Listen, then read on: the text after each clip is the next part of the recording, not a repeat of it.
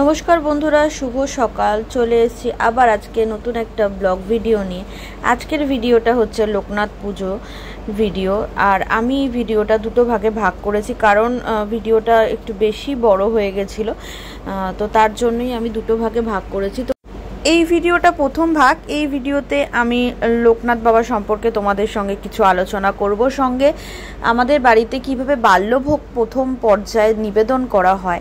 মানে বাবা লোকনাথের আমাদের বাড়িতে 3টে পর্যায়ে পুজো হয়। প্রথমে বাল্যভোগ নিবেদন করা হয়, তারপরে অভিষেক করা হয়, তারপরে অন্নভোগ বা বিভিন্ন রকম ভোগ নিবেদন করে আরতি করার পরে পাঁচালি পড়ে আমাদের পুজো সমাপ্ত করা হয়।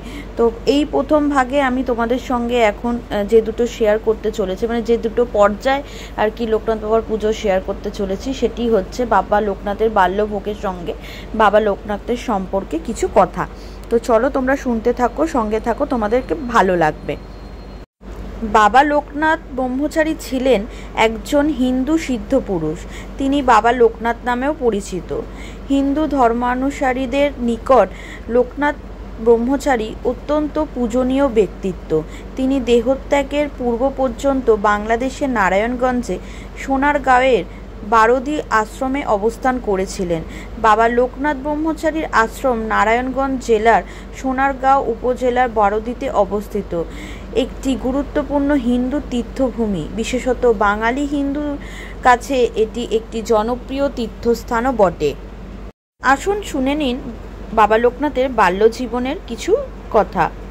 বাবা লোকনাথ শ্রীকৃষ্ণের জন্মতিথি জন্মাষ্টমীতে, অর্থাৎ 1730 খ্রিস্টাব্দের 31শে আগস্ট, বাংলায় 25শে শ্রাবণ 1137 বঙ্গাব্দ, কলকাতা থেকে কিছু দূরে, বর্তমানে উত্তর 24 পরগনা জেলার কচুয়া গ্রামে, অর্থাৎ কচুয়া ধাম নামে যেটি এখন পরিচিত, একটি ব্রাহ্মণ পরিবারে জন্মগ্রহণ করেন।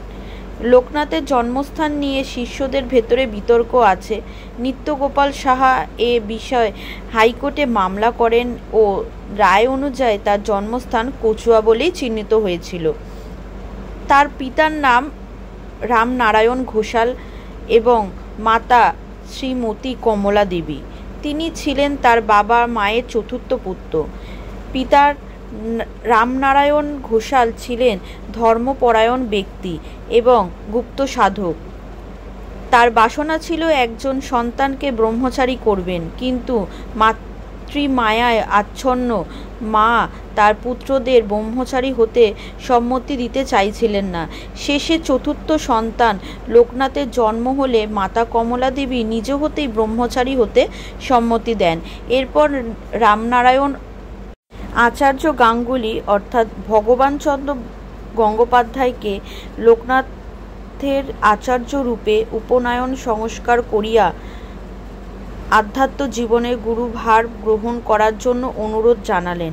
আচার্য গাঙ্গুলি ছিলেন পরম নিষ্ঠাবান এবং সর্বশাস্ত্রের সুপণ্ডিত গৃহী সন্ন্যাসী। তিনি 84 চাকলা গ্রামের নিকটে কাঁকড়া গ্রামে বাস করতেন। গ্রামটি কচুয়া নামে পরিচিত ছিল। উপনয়নের জন্য লোকনাথ আচার্য গাঙ্গুলির শিষ্যত্ব লাভ করেন।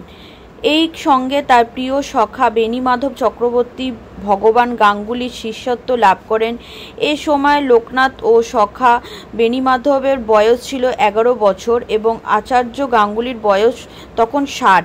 এরপর আচার্য গাঙ্গুলির সাথে দুজন বালক বেদান্ত বিধিমত নৈষ্ঠিক ব্রহ্মচারী হয়ে গৃহস্থাশ্রম ত্যাগ করেন।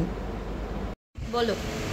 বাল্য মানে বাচ্চাদের ভোগ, মানে যে বাল্যভোগ মানে যে সকালবেলা যে ভোগকে যে ভোগতে লাগানো হয়, সেটা মিছরি হোক, মাখন হোক বা দুধ হোক, সেই ভোগ দেওয়া হয় প্রভুকে। এবার জগন্নাথ হোক কি শ্রীকৃষ্ণ হোক কি লোকনাথ বাবা, যাকেই হোক না কেন, তিনি কথায় আছে তিনি শিবরূপী লোকনাথ, তিনি বাবারূপী লোকনাথ, মানে শিবরূপী লোকনাথ, তিনি মারূপী লোকনাথ এবং সর্বধর্ম সমন্বয়ে তিনি ছিলেন লোকনাথ বাবা। 19শে জ্যৈষ্ঠ আজকের দিনে 11:45 বাবা নশ্বর দেহ 160 বছর উনি দেহ, মানে আমাদের ছিলেন ধীরে। বাবা 160 বছরের পর বাবা এই লোক ছিল পরবর্তীকালে বলেছিলেন, আমি রণে বনে জলে জঙ্গলে যেখানেই বিপদে পড়িস না কেন আমায় স্মরণ করি, আমি তোমাদের রক্ষা করিব। বারোদি বাবা লোকনাথ।